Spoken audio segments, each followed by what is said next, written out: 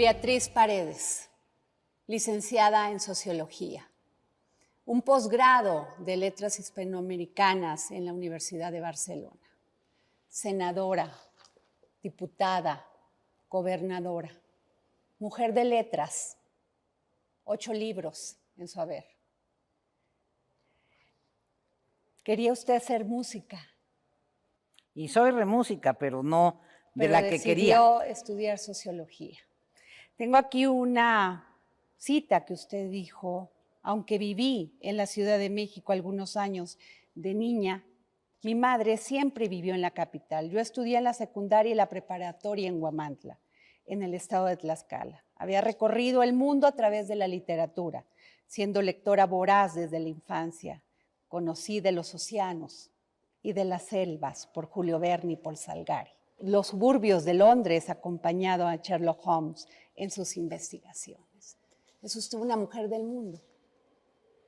Fíjate que fue la literatura,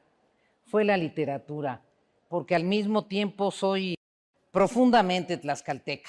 El arraigo con la cultura mexicana es imposible de desprender, pero sí, afortunadamente, mi mamá me enseñó a leer desde muy niña, y como ella trabajaba, muchas veces esperándola me ponía a leer, y adquirí la pasión por los libros chiquita, y eso me permitió, sí, recorrer el mundo. Recuerdo uno de los libros que más me impresionó de adolescente fue La luna y 6 peniques de Somerset Maugham, donde relata una parte de la biografía de este pintor impresionista francés Gauguin, que se va a vivir a la Polinesia, y cómo todo su simbolismo de la estética occidental de origen griego se transforma profundamente al comprender que hay otra estética, hay otros conceptos de belleza, y pinta una obra que fue muy polémica, una Gioconda, no una Gioconda, una mujer en el diván, Polinesia, con otro concepto, otra mirada a la belleza. Esas son las cosas que te dan los libros. Te permiten comprender el mundo, o cuando menos, si no lo comprendes, asomarte al mundo. Beatriz, usted fue diputada federal a los 21 años. A los 24. A los 24 años. Fui diputada local a los 21. ¿Cómo es que inicia en la política? ¿Cómo decide usted participar de lleno en la política? Mire, la lucha estudiantil en Tlaxcala se unió mucho al movimiento campesino.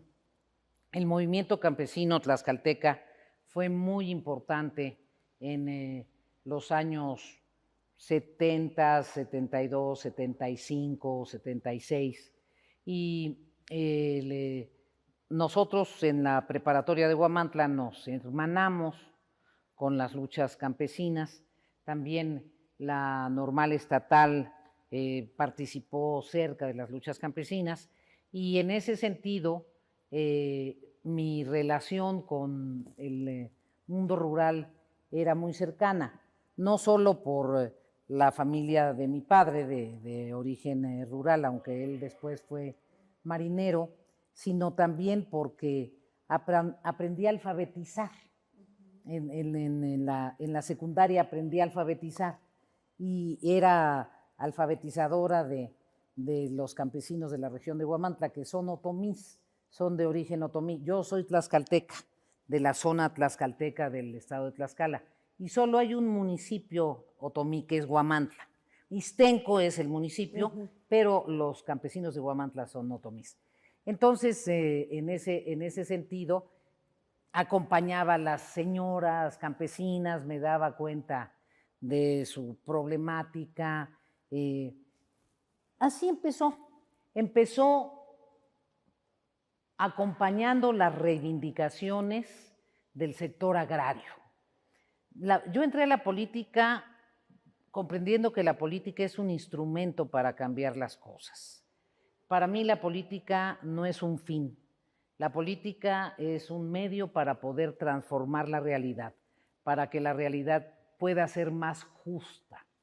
Esa fue mi visión en el ingreso, como muchos jóvenes idealistas, y a partir de ahí, siguiendo en la lucha estudiantil, en la participación estudiantil, ya empecé a participar en otros niveles.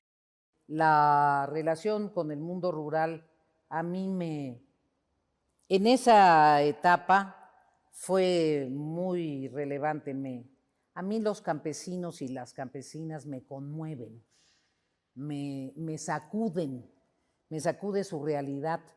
Y aprendí en Huamantla que los campesinos y las campesinas son mucho más generosos que otros estratos de la población, que cuando te quieren, cuando se identifican, se desprenden hasta de su mínimo recurso para estar contigo, para atenderte. La verdad es que fue muy determinante mi convivencia con los campesinos, tanto en mi niñez en la zona de San Esteban Tizatlán, como mi adolescencia en la zona de Huamantla. ¿Eso forma, Beatriz? ¿Eso forma, eso cala? Sin duda. A mí me parece que si tú quieres asomarte a la vida, si tú te atreves a conocer tu entorno, si tú profundizas en la realidad de tus vecinos, de tus compañeros de escuela, si tú quieres conocer y comprender, eso forma. Y cuando compartes momentos con personajes que tienen existencias dramáticas, eso forma. Yo era una buena estudiante, en general siempre he sido una buena estudiante, y era en ese entonces muy buena para matemáticas, ¿no? Matemáticas, química, física, en fin, me hubiera encantado también ser científica.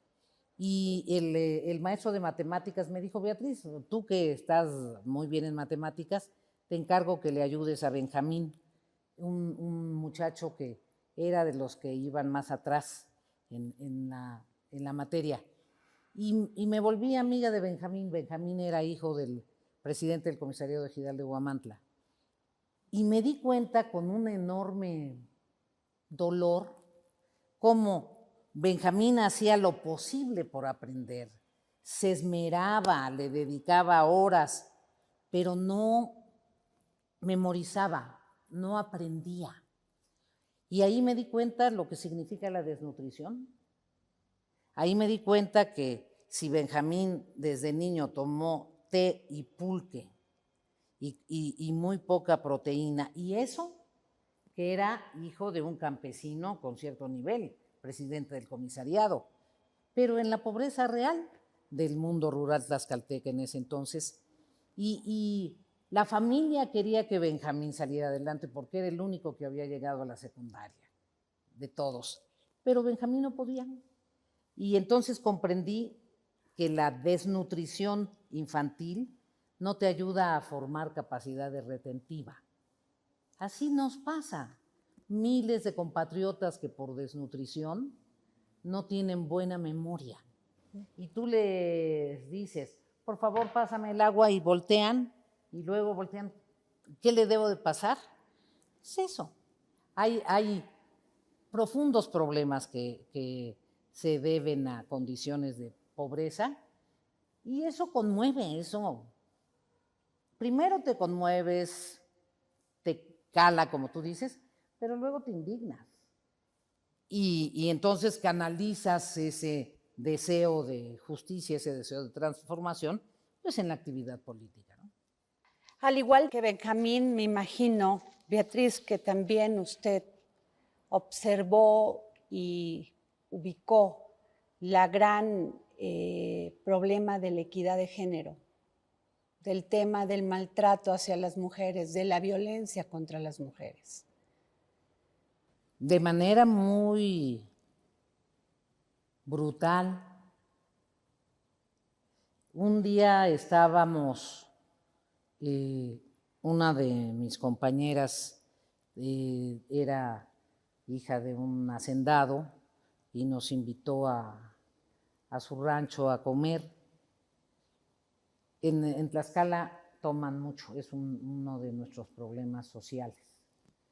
Entonces los señores empezaban a echar sus pulques, los campesinos estaban viviendo en otro lugar que se llaman calpanerías, que es donde vivían hace tiempo, hace décadas. Por eso afortunadamente existió la revolución agraria, que eran cuartos cercanos a la hacienda, pero eran cuartos distintos.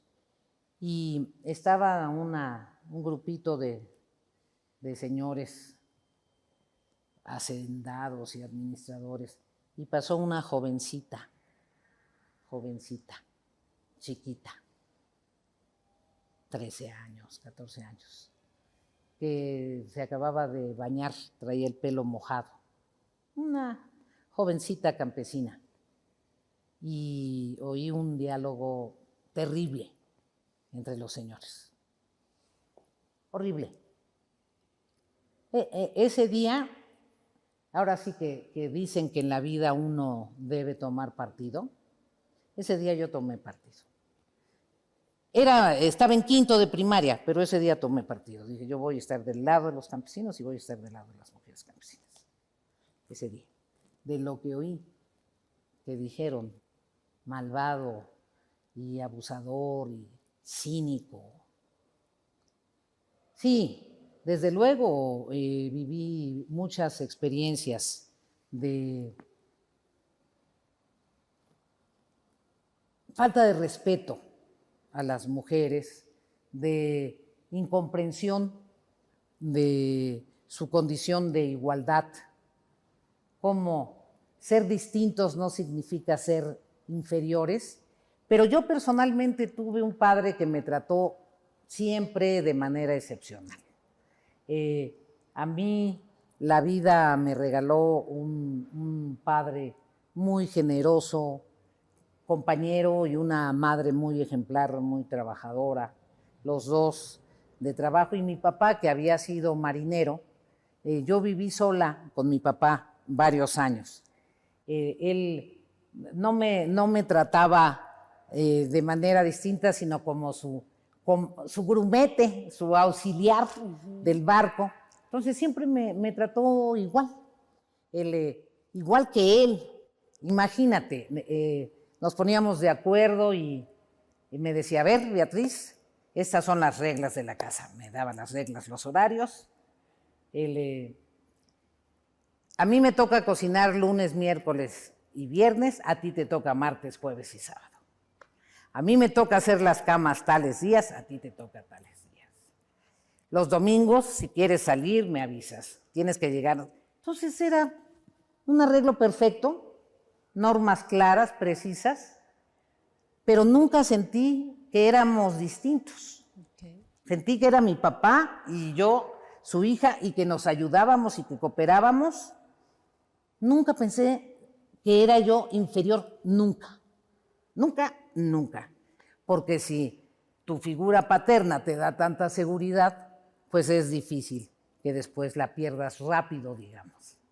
Y cuando quería participar en una obra de teatro me respaldaba, y cuando quería invitar a mis amigas con las que jugaba vóley me respaldaba. Entonces tuve un gran respaldo.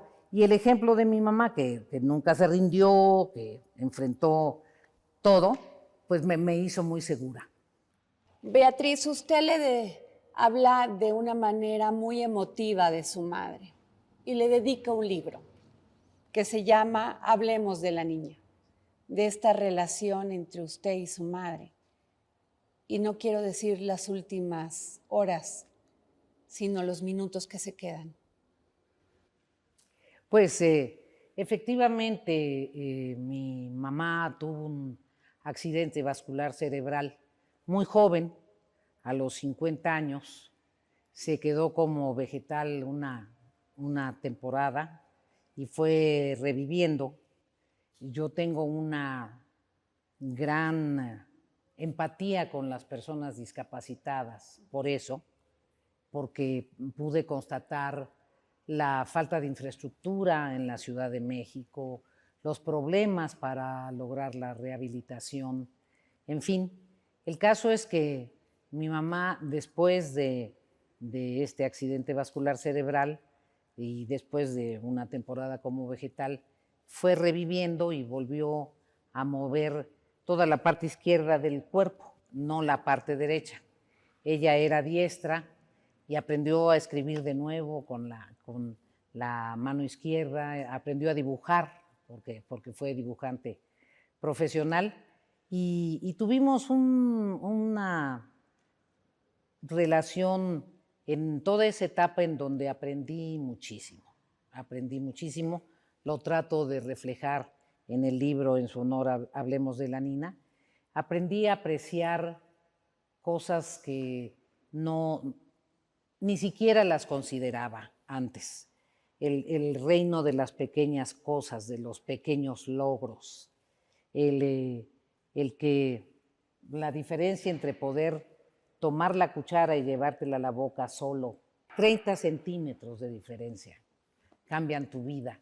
Entonces, a mí me parece que el accidente de mi madre a mí me transformó mucho, y la traté de acompañar todo lo que fue posible. Todavía vivió varios años, le gustaba mucho vivir, era una gente muy vital. La música, la farándula, su primer marido fue un actor, entonces estaba ligada al mundo artístico. Digamos que la parte artística que tengo viene del lado materno. Beatriz, usted junto con Dulce María Sauri y María de los Ángeles Moreno abrieron camino, le abrieron camino a muchas mujeres que hoy participan en política. En aquel entonces el PRI no era lo que es hoy, era incluso un partido más cerrado. ¿Les fue difícil? ¿Le fue difícil a usted entender al PRI en aquel entonces? Mire, menciona usted a dos muy queridas y admiradas amigas, María de los Ángeles Moreno, que ya se nos adelantó, y Dulce María Sauri. Una de las cuestiones distintivas es que logramos ser amigas. Esto se dice fácil, pero muchas veces en la política y en otras actividades, las mujeres, se pelean entre ellas o se ponen la patita entre ellas. Creo que tenemos que aprender a ser mucho más solidarias entre nosotras, ese término que dicen las feministas de sororidad, de acompañarse. Y María de los Ángeles, Dulce María y yo logramos ser amigas, no solo buenas compañeras, sino buenas amigas, y respaldarnos en muchos momentos.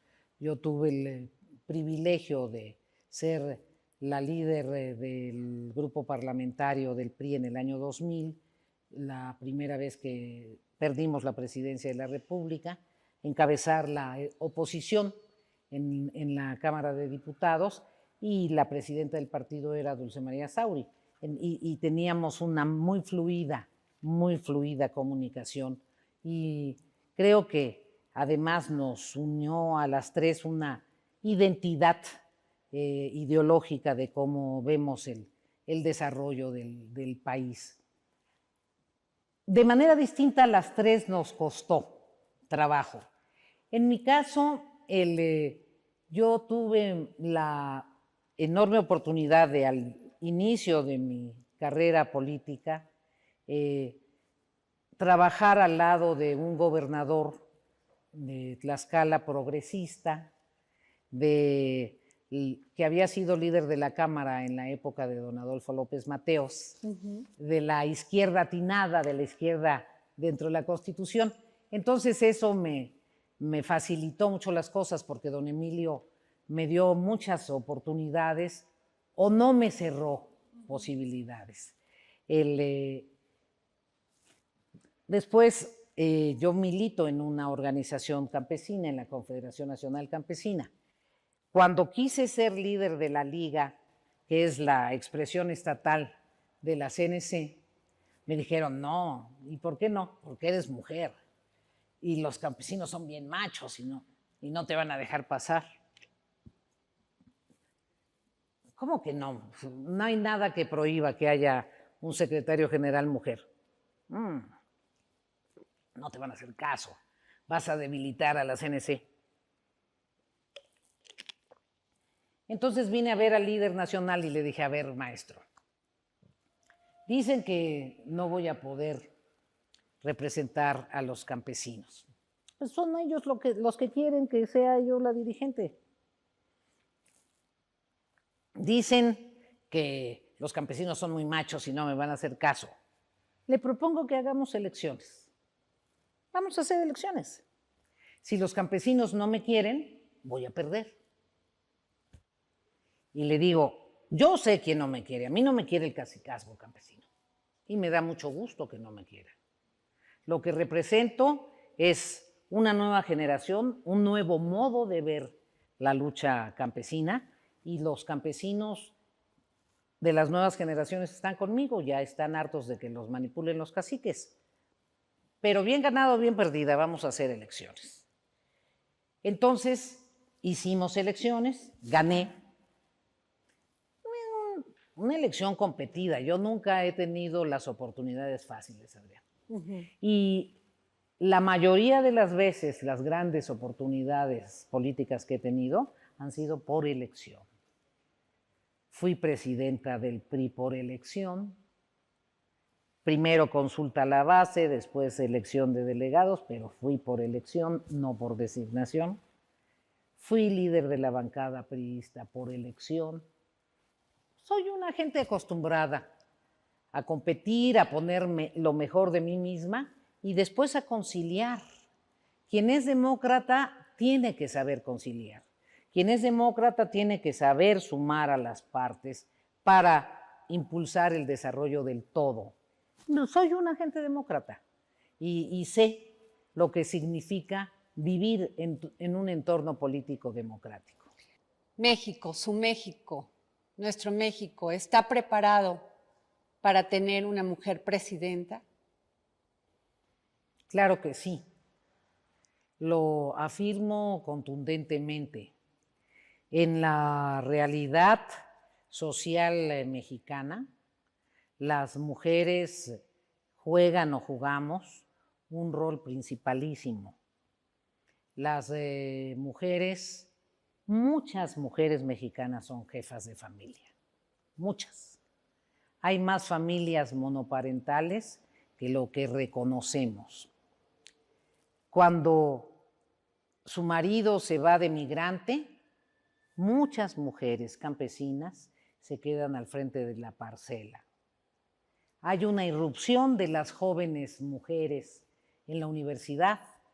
En la mayoría de las carreras ya el registro de alumnos es equivalente 50%, 45%.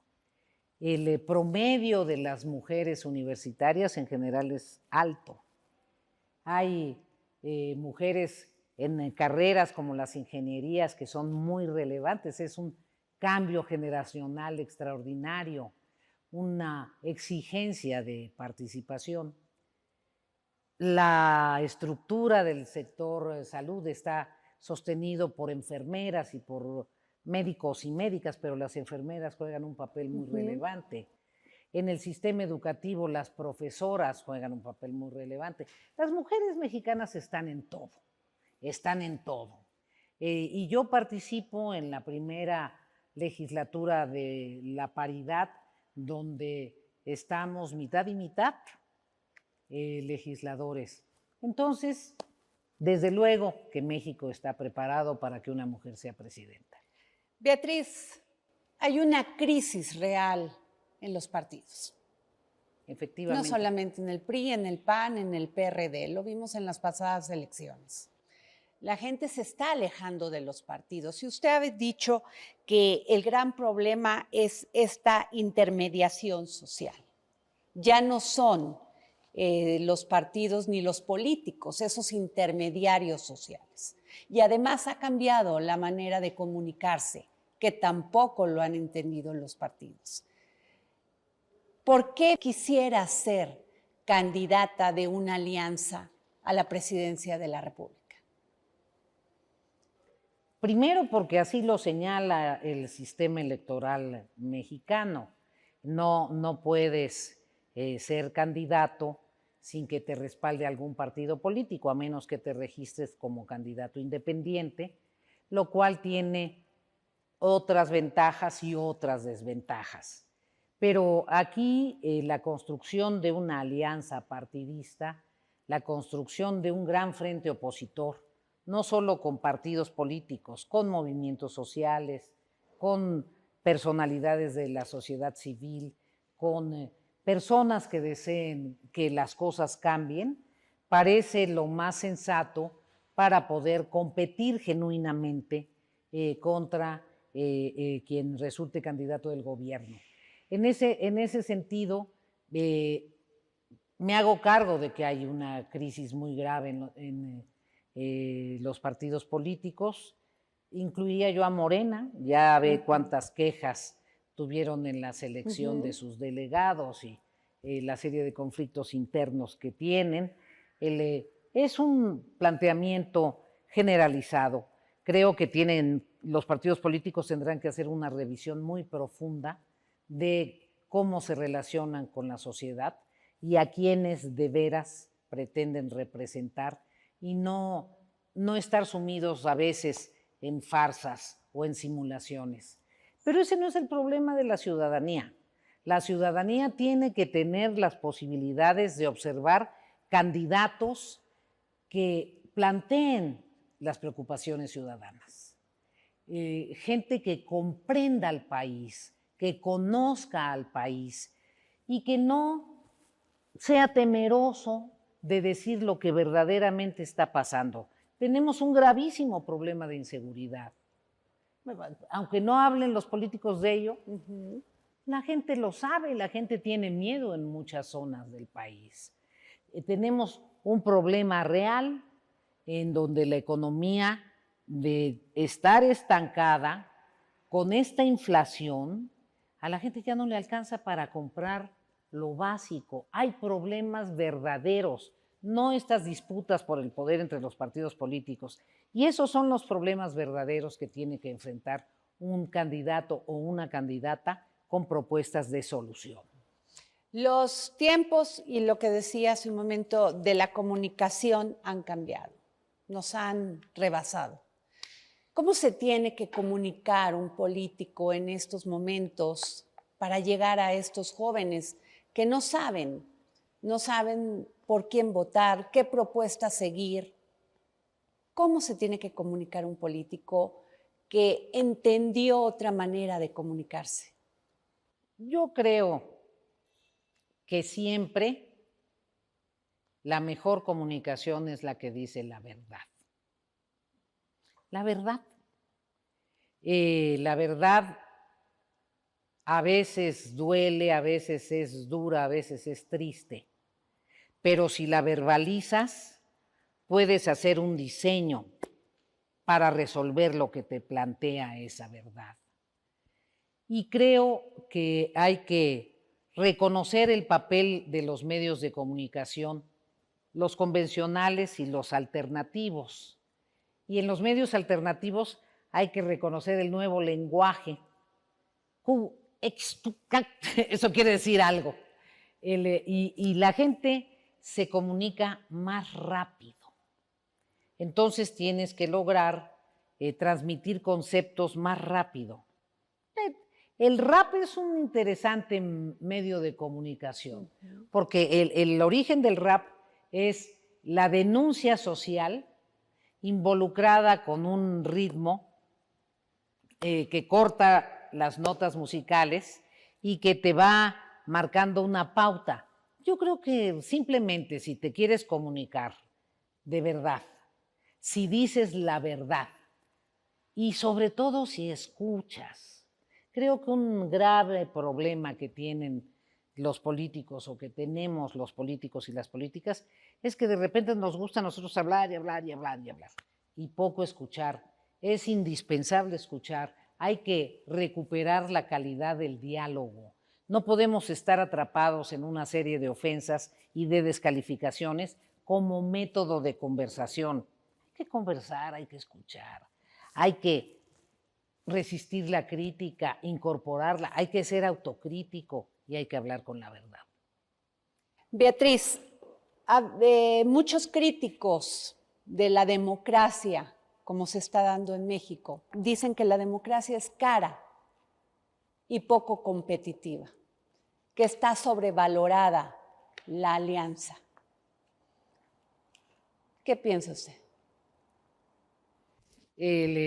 Quizá lo que quieren decir cuando expresan que la democracia es cara es que los costos presupuestales de las autoridades y de las instituciones que conducen los procesos democráticos son fuertes.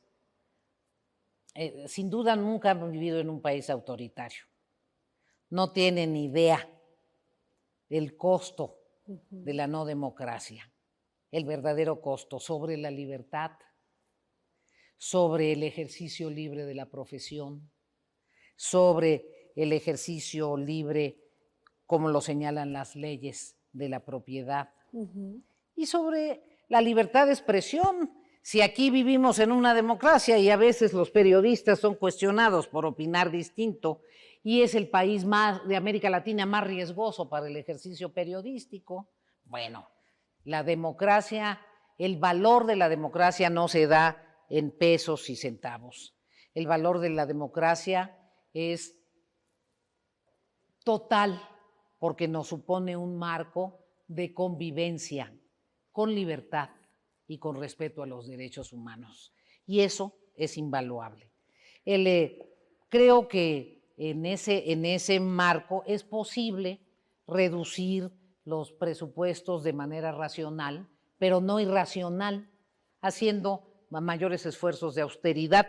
También sería bueno quizás hacer algunos esfuerzos de austeridad en el béisbol, pero el béisbol es fundamental, es mucho más importante que la democracia, no tengo duda, es trascendentalísimo el béisbol. Entonces, pues cuando uno ve estas comparaciones un poco irracionales, pues tiene que defender con mayor consistencia el valor de los órganos autónomos. El tema central de las instituciones que regulan los procesos electorales es la autonomía, no es el monto presupuestal. Si quieren debilitarlos para que no ejerzan su autonomía, están atentando contra la democracia. Yo no creo que la democracia esté sobrevalorada, yo creo que la democracia en México apenas está empezando, que tiene muchas resistencias, que tenemos una cultura atrás que reivindica ciertos tipos de autoritarismo y que eso es terrible para las nuevas generaciones.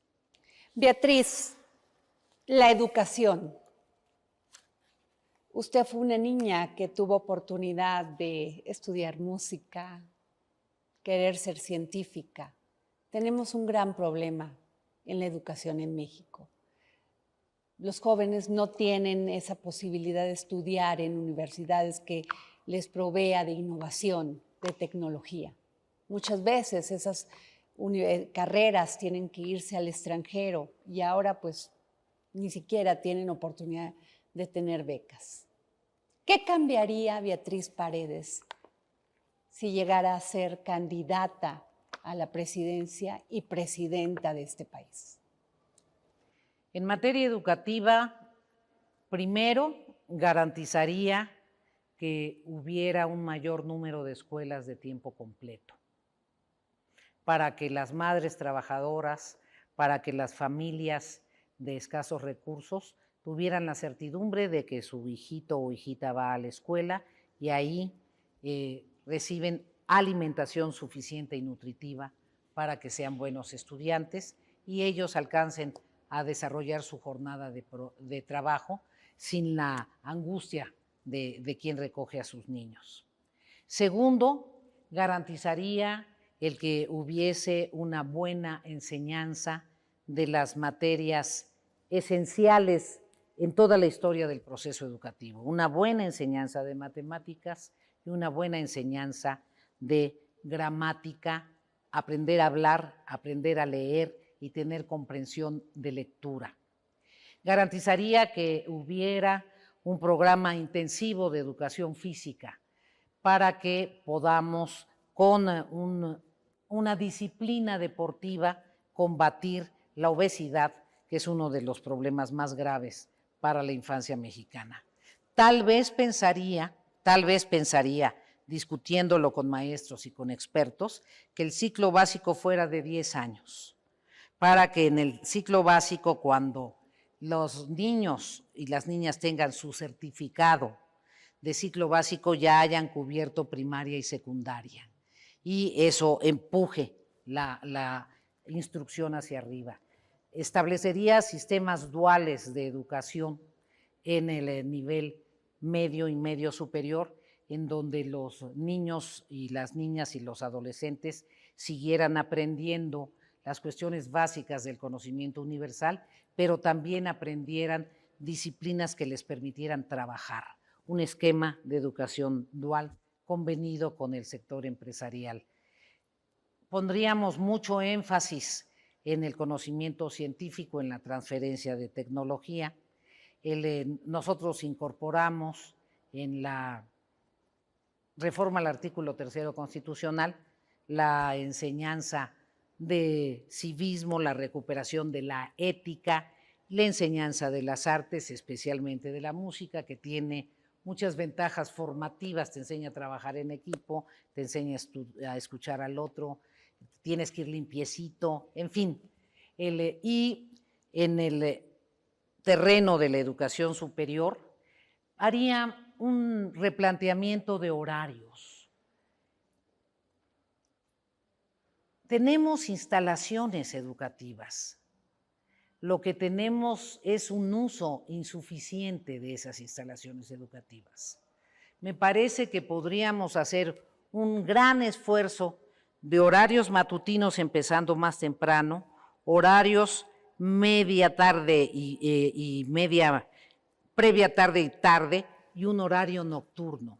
O sea, yo haría con el apoyo de los maestros, discutiendo con los maestros, invitando a los investigadores, con los padres de familia, un replanteamiento que nos garantice verdaderamente educación para todos, formación de la conciencia, desarrollo de las habilidades, inserción en el mercado de trabajo, haciendo una gran transformación de la currícula de la educación superior.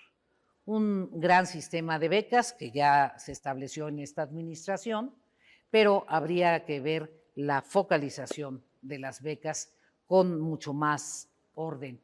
Y una educación universal donde el manejo informático se dé desde la niñez, porque los niños y las niñas que no sepan el uso de las nuevas tecnologías y de la informática a plenitud se van a quedar afuera de la historia, afuera de la historia de la evolución tecnológica del mundo. Materia de salud, Beatriz, ¿qué haría? Bueno, ¿qué haría Beatriz Paredes? Primero, le pediría a la Comisión Nacional Médica que revise el comportamiento de cierto subsecretario que le gusta decir cosas inexactas. Y después de 6 meses, era inexacto, tal cosa y tal cosa. Y después de 10 meses, me faltaron miles de... En fin. Totalmente, y además la falta de conocimiento ha provocado muchas muertes en México. A mí me parece que uno de los temas más dramáticos fue la primera etapa del manejo de la pandemia. La primera etapa del manejo de la pandemia fue irresponsable y no se habló con la verdad.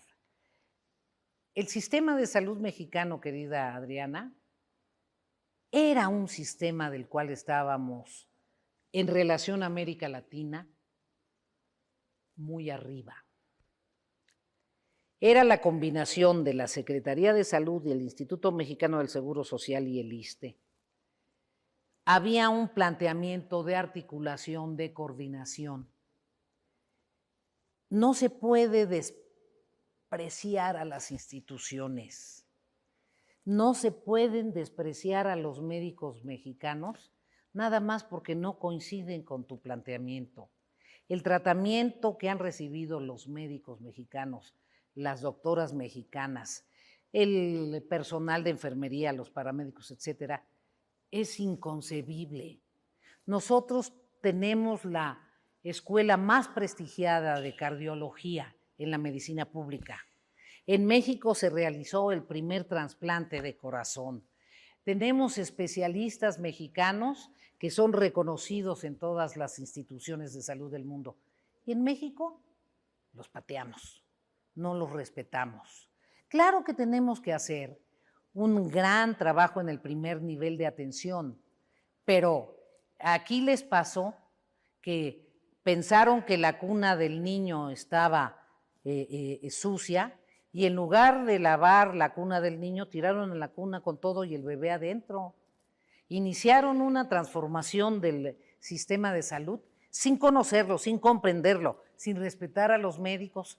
Crearon el INSABI, pusieron al frente del INSABI a alguien que no es médico, cuya especialidad es la zona arqueológica de Palenque, y a partir de allí, puros bandazos y errores.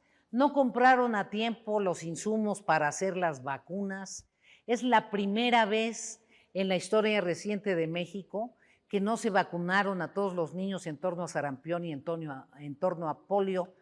Pero esos datos no los tienen, no los conocen, no los presumen.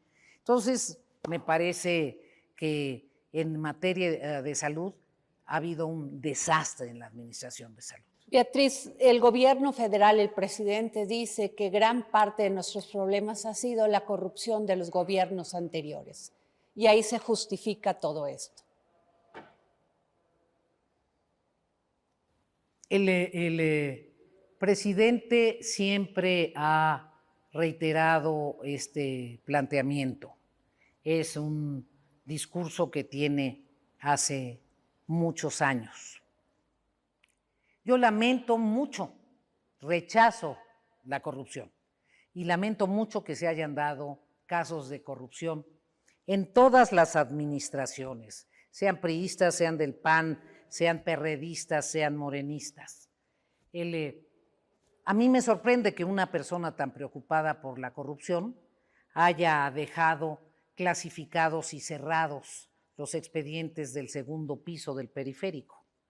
Nadie ha tenido posibilidad de conocer cuánto costó la obra, a quién se licitó, cómo se licitó, porque los dejaron cerrados, prohibidos, restringidos. Me sorprende, porque alguien que quiere combatir la corrupción también está a favor de la transparencia.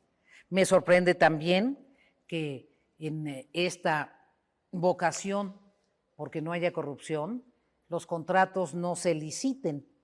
Más del 80% de los contratos que ha otorgado este gobierno a constructoras o a otro tipo de prestadores de servicios son entrega directa, sin cumplir los parámetros de la licitación abierta, pública, reconocida. Me sorprende que no se haya querido ejemplificar que hay una disposición de cambio, poniendo remedio a casos muy graves como el Segalmex y otros. Entonces, me duele por la sociedad mexicana, que tenía muchas expectativas, que el manejo de la palabra corrupción sea más un manejo político que la evidencia de una decisión de transformar el sistema. Yo creo que es indispensable transformar el sistema, creo que es inadmisible el que haya posibilidades de generar mecanismos articulados de corrupción. Creo que la gente tiene que ser honrada, creo que tienes que estimular a la gente honrada y creo que tienes que simplificar y transformar a los órganos reguladores. Yo tuve el privilegio de gobernar Tlaxcala, que aunque es un pequeño estado, requiere de una administración pública eficaz y afortunadamente no se me presentó en el ámbito estatal ni un solo caso de escándalo por corrupción. Beatriz Paredes, ¿qué le dice Beatriz Paredes a los empresarios? ¿Cuál es su propuesta de desarrollo económico? Tengo un planteamiento muy amplio para el sector empresarial, pero quiero que lo retroalimenten. A mí me parece que el momento económico que vive el país por el contexto internacional nos genera enormes oportunidades si no ahuyentamos la inversión nacional y la inversión multinacional. El traslado de las cadenas de valor que están fragmentadas, unas partes en Asia y otras en América, el lograr que se integren en América, esto genera una enorme posibilidad de negocios. La decisión de nuestros vecinos de reformular la política industrial estadounidense para que América del Norte sea un nicho para articular las cadenas de valor, también abre una enorme posibilidad. La decisión de América Latina de asumir su papel en cuestiones estratégicas como alimentación, industria alimentaria, industria farmacéutica, industria de vacunas, con un proceso de integración es muy relevante. Pero los empresarios necesitan tanto cumplir con su responsabilidad fiscal como estímulos. Es muy interesante la política que se ha seguido en otros países que generan incentivos para aquellos que usan alta tecnología, aplican la modernidad científica, impulsan la formación de los cuadros empresariales en materia de transferencia de tecnología. Y por otro lado, México tiene que consolidar sus sectores de punta. Tenemos que entrarle de lleno a que no haya una crisis en la industria automotriz, porque no somos capaces de abordar el cambio tecnológico a automóviles eléctricos, y así cada sector de producción lo tenemos que analizar. Tenemos que impulsar grandes franjas en el sur de México de inversiones que generen empleo.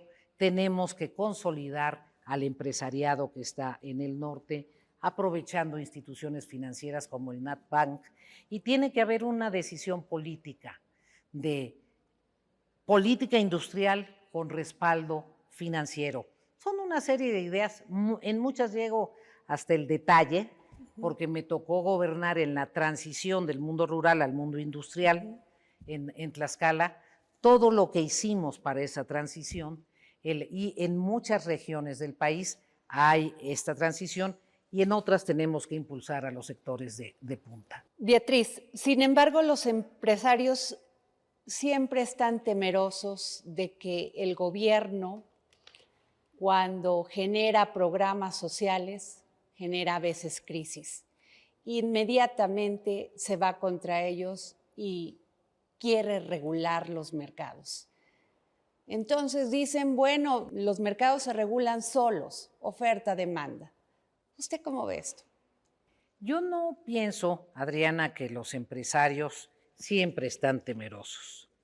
Yo pienso que están temerosos cuando el gobierno es confuso, cuando el gobierno o quienes están en el gobierno dicen unas cosas en la campaña para conseguir su simpatía y hacen otras cosas cuando gobiernan.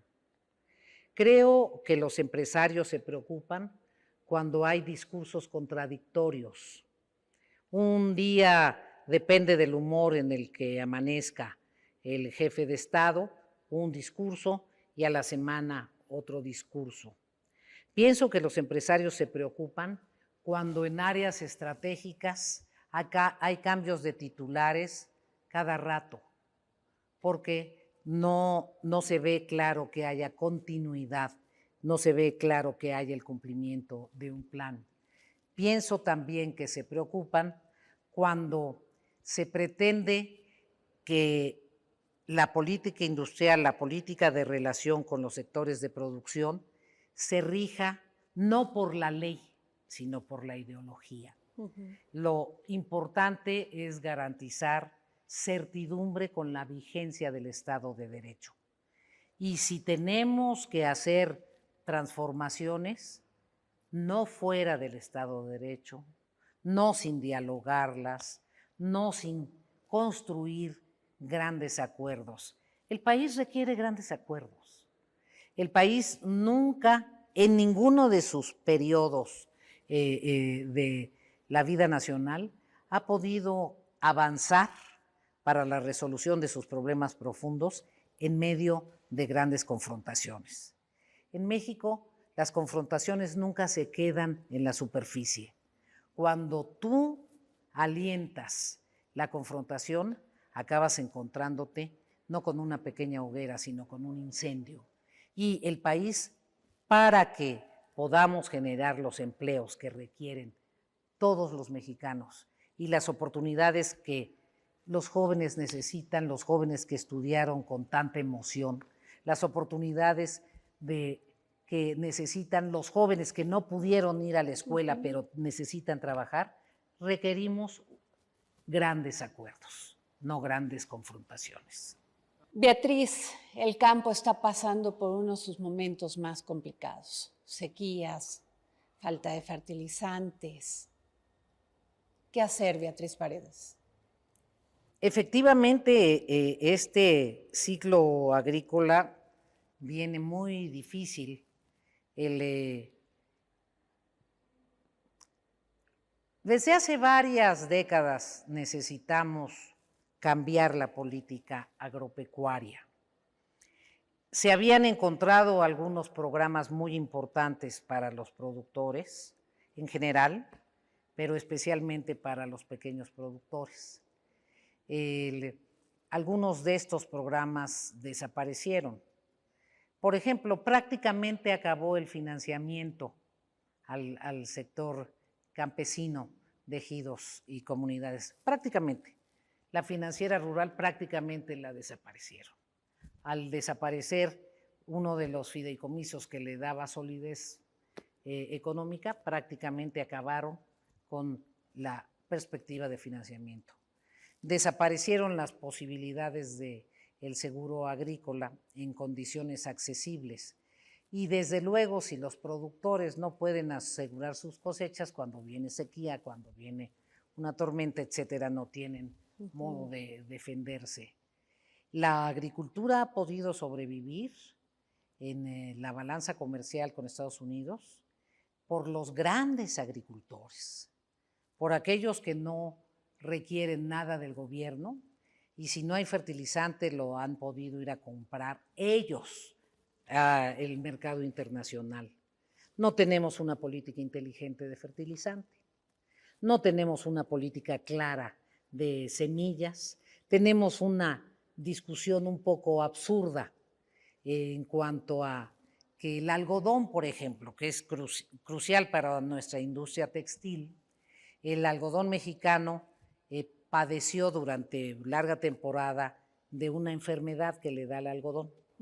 Y hubo semillas mejoradas que permiten que el algodón se siga cultivando y no se enferme. Bueno, por posiciones que son un poco incomprensibles, no se autoriza el uso de esas semillas de algodón. Entonces dejamos de producir algodón, tenemos que importar algodón, en fin. El campo mexicano tiene que garantizar suficiencia alimentaria para el país, esa es una prioridad. Tenemos que revisar la política hidráulica también. Hay muy pocas tierras de riego. Tenemos que lograr la presupuestación de varios años en el campo, porque aprueban el presupuesto en diciembre, mandan el aviso, las partidas se empiezan a discutir, bla, bla, bla, bla, el dinero llega en julio, ya pasó.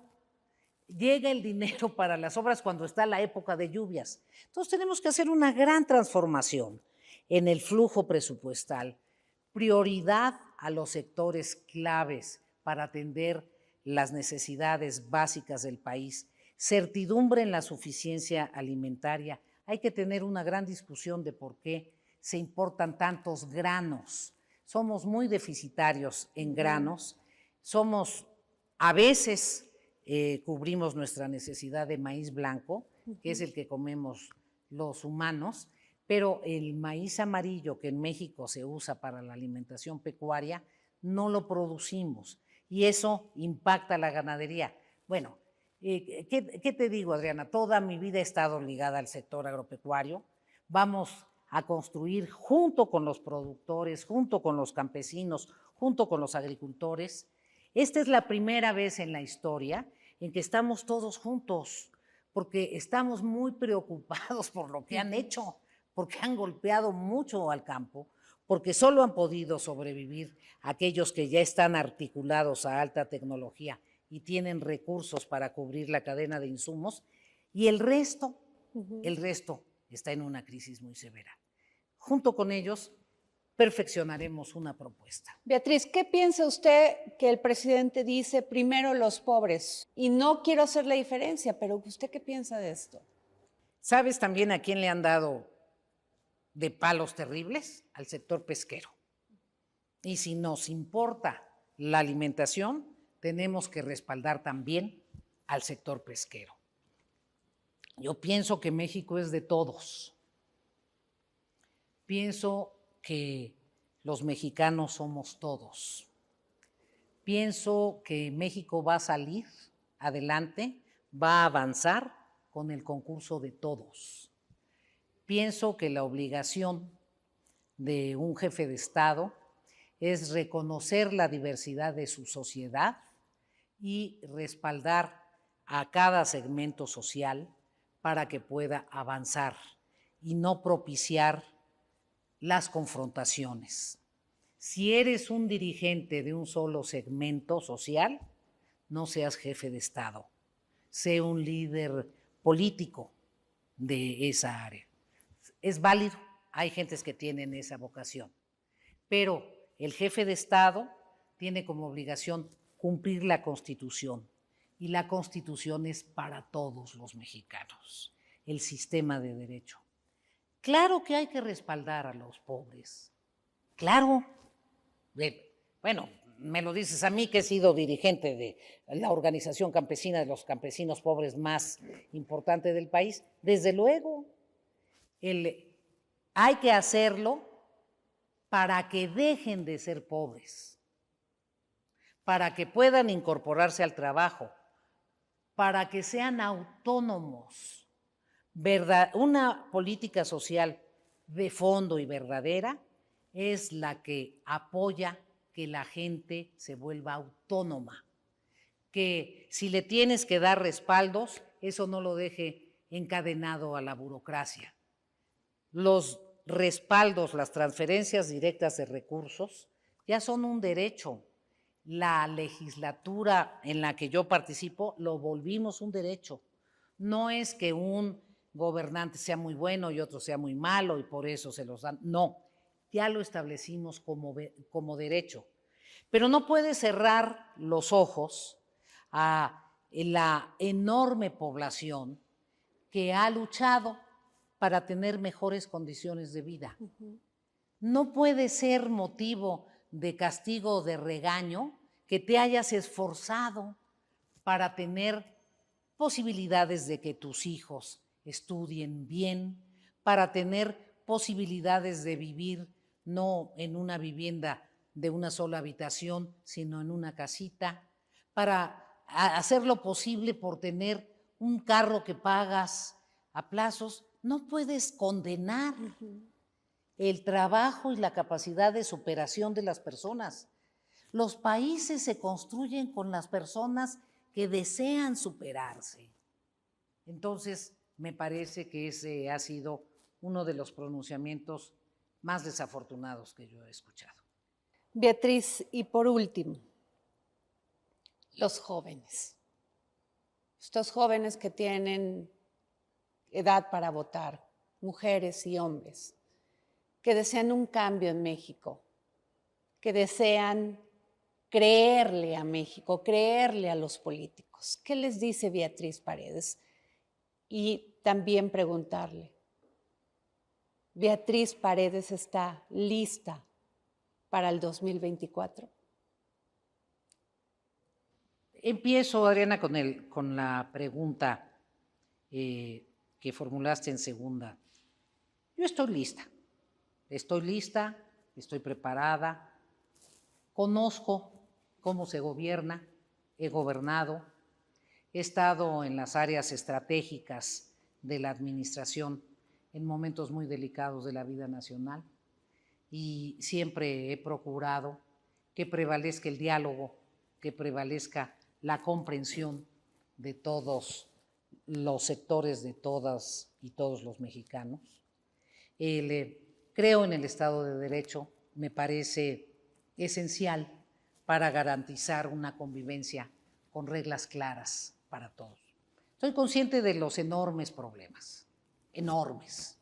Pondría en el centro el de la seguridad, pero sin duda la economía se nos puede mover mucho y la calidad de los servicios que ofrece el gobierno, como el de salud, no puede ser que no haya medicamentos en las clínicas, caray. Soy consciente de los problemas, me parece que lo esencial es no eludirlos, no inventarte un México de fantasía para sentirte a gusto. Todo esto es difícil que los jóvenes lo comprendan, porque nuestras palabras les suenan huecas. Han oído mucho, es que vamos a impulsar el desarrollo, es que vamos a generar oportunidades para las jóvenes, etcétera, y luego no pasa nada. Yo voy a construir con los jóvenes, siempre he platicado con los jóvenes, siempre he aprendido de los jóvenes, y los invito a que hagan conmigo la estrategia de atención específica. Me parece que hay que garantizarles opciones. Ese es el gran tema. ¿Cómo garantizas opciones? Espacios públicos donde no se sientan inseguros. ¿Cómo recuperamos el espacio público para que los jóvenes puedan divertirse? ¿Cómo garantizamos condiciones de salud para la problemática de esa edad? ¿Qué ha pasado con la atención del SIDA y otros problemas? ¿Cómo somos respetuosos de sus agendas de derechos civiles y no las ponemos en cuestión?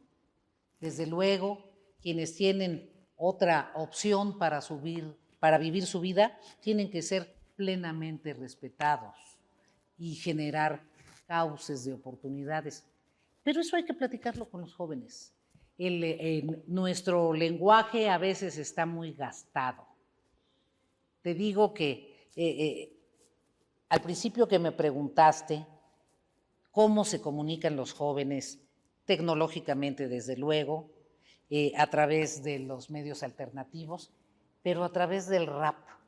Me quedé pensando, yo que conozco bastante de ritmos y de música, me quedé pensando, si hiciera yo un análisis de cuánto cambió el modo de comunicarse de los jóvenes que cantábamos canciones de protesta y denunciábamos y todo, a esta etapa, me parece que ahí puedo encontrar un hilo de continuidad con lenguajes artísticos, lenguajes corporales y lenguajes verbales distintos. Entonces me has dado una pista, pero yo gobernaré para los jóvenes y con los jóvenes. Beatriz, y ya por último, el tema.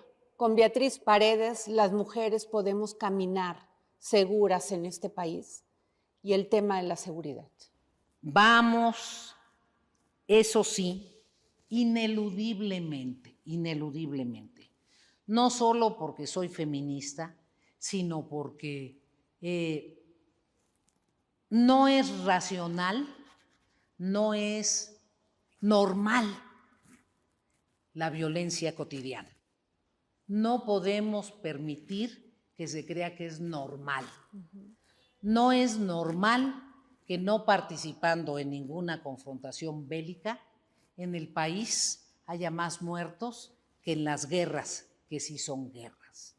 En el tema central de seguridad, desde luego habrá una estrategia específica en relación a la violencia contra las mujeres y los feminicidios, específica, con muchas cosas, refugios suficientes, programas de inserción en el trabajo, prevención, en fin, construida también con las feministas que quieran sumarse y con las expertas. Hay muchas experiencias útiles, importantes, botones de pánico, regiones, en fin, hay muchas cosas. Pero en materia de seguridad, el tema de fondo, te voy a decir una frase que tal vez los televidentes y el auditorio no comprenda. Hay muchas cosas escritas en México, hay muchos estudios, se han invitado a distintos expertos, invitaron a Giuliani en una época, invitaron a un destacado coronel colombiano en otra época, en fin. Primero hay que tener voluntad, voluntad. Segundo, no hay que tener miedo. Tienes que tener entereza. Tercero, tienes que ser realista en cuanto a la dimensión de los problemas para que tengas una dimensión de soluciones adecuada. Porque si como el Cid Campeador te enfrentas con una lanza y un escudo a cuestiones muy sofisticadas, pues simplemente eres romántico, incapaz de resolver estos temas. Hay que actuar con respeto a los derechos humanos, sin duda, pero hay que tener muy claro el equilibrio entre respeto a los derechos humanos y castigo justo a quien es un delincuente. Entonces, es un tema en donde más que decir objetivos, programas, proyectos, que existen algunas experiencias exitosas en el país, existen algunas policías bien formadas, la voluntad se refleja en presupuesto, en un cambio estratégico que le dé su lugar a los estados y a los municipios, no que los debilite, y en una decisión fundamental, que prevalezca el Estado de Derecho en México. Muchas gracias, Beatriz Paredes, por esta entrevista para El Dedo en la Llaga. Muchas gracias.